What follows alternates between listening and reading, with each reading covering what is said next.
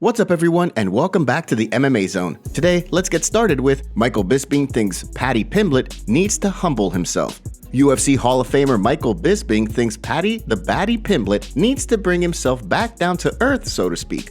After a dominant UFC debut in 2021 that saw him pick up a first-round knockout victory, he rattled off 3 straight wins the following year. With a slew of finishes throughout his first 3 fights, Pimblett made himself quite the household name, using his platform through Barstool Sports to generate even more interest in his career. By the time his recent fight with Jared Gordon came around, Pimblett was a bona fide superstar. Between his unbeaten streak in the UFC and his online persona, the baddie proclaimed himself the UFC's new cash cow. Following his feud with Ariel Helwani and his controversial decision win over Gordon, it seemed as though the fan reception to Pimblett had changed somewhat. The way Bisping sees things, the 27-year-old is getting a bit ahead of himself given that he hasn't fought any of the biggest names in the division yet. He spoke on a recent episode of his Believe You Me podcast to discuss Pimblett proclaiming himself the new UFC cash cow, saying, I think what Paddy needs to do is just humble himself a little bit, stop with this I'm the new cash cow.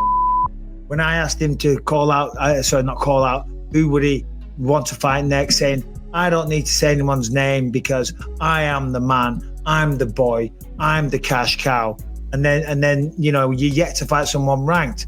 I feel that when you're dominating people is all well and good. When you're scraping by a victory, it doesn't have the same effect, and it starts to rub people up the wrong way. Although many scored the UFC 282 fight between the two in Gordon's favor, Pimblett was confident he did enough to win. After the fight, he pointed out that the judges scored the fight a unanimous decision, not a split decision as fans were making it seem. Do you think Paddy Pimblett needs a good humbling, or is Bisping just hating on the Scouser? Give us your thoughts in the comment section below. Jared Cannonier shuts down Khamzat Chimaev's claim to middleweight title shot. Although Khamzat Chimaev is not currently ranked on the UFC's official middleweight ladder, the streaking contender has continued to campaign for a shot at the 185-pound title. After Alex Pereira picked up a spectacular 5th-round win over Israel Adesanya, the newly crowned champ found himself in the sights of the undefeated Chimaev. The 3-time Swedish national wrestling champion called out the former 2-division Glory kickboxing champ for a short turnaround fight, which Pereira allegedly countered with a suggested light heavyweight showdown. Needless to say, things didn't work out, and as a result, Chimaev has now entered 2023 without a fight booked. With no movement on rumors that he could be booked to fight Colby Covington in a welterweight #1 contender match, many have speculated that he could return to middleweight given the UFC 279 Fight Week weigh-in debacle that occurred at the end of last year. The way Jared Cannonier sees things, Chimaev must fight a top-ranked opponent at middleweight before he gets a crack at the belt. Personally, if he wants to get up there, he needs to go through at least somebody in the top 10, Yeah, man. Being one of the ones at the top, he would have to face me or Robert or Israel, If you're going to give him somebody in the top 3. If you want to just throw him up there, you know what I'm saying? Give him somebody in the top 3 like they did at welterweight, right? And despite that, Cannonier explained that he does understand the business side of things from the UFC's perspective when it comes to fighters getting title shots. As he pointed out, Alex Pereira was given a pretty quick title shot against Israel Adesanya after just 3 fights in the UFC. What do you think the UFC should do with Chimaev in the new year? Give us your thoughts in the comment section below. Former ESPN host Dan LeBatard questions network's coverage of Dana White's scandal. In the wake of footage emerging showing UFC President Dana White slapping his wife in retaliation at a New Year's event in Cabo, many have been quick to point out that the worldwide leader in sports, ESPN, has done less coverage than one would expect on the matter. According to former ESPN host Dan LeBatard, it's hard to ignore the obvious. Given the network's close partnership with the UFC, it seems the UFC president's altercation with his wife has not gotten the same amount of coverage as it would have had it been NFL Commissioner Roger Goodell. Because usually with these things, if there is video and there is mainstream media pressure, and ESPN is the one most capable of applying mainstream media pressure, but they have a partnership, an uncomfortable partnership with Dana White that ran off the one journalist that they had in that sport, Ariel Helwani, and we ran into it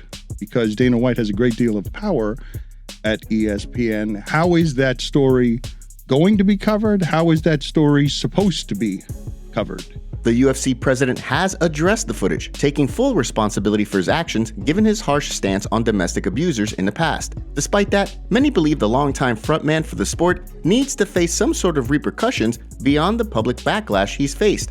With the UFC being owned by Endeavor, the company's price on the US stock exchange tumbled in the wake of the footage surfacing. Whether or not that prompts the company to hand down some sort of punishment, only time will tell. Do you think Dana White needs to be suspended or even fired given the altercation? Give us your thoughts in the comments section below. Before we continue, make sure you give that like button some love and be sure to subscribe to the MMA Zone for all of the latest news. Gilbert Burns out to finish Neil Magny in Rio de Janeiro. Gilbert Burns is eager to bounce back from a controversial decision loss to Khamzat Chimaev at UFC 273, where he came up short in a back-and-forth fight. After finally finding a willing opponent in Neil Magny for the UFC's upcoming card in Rio de Janeiro, Burns set his sights on a finish.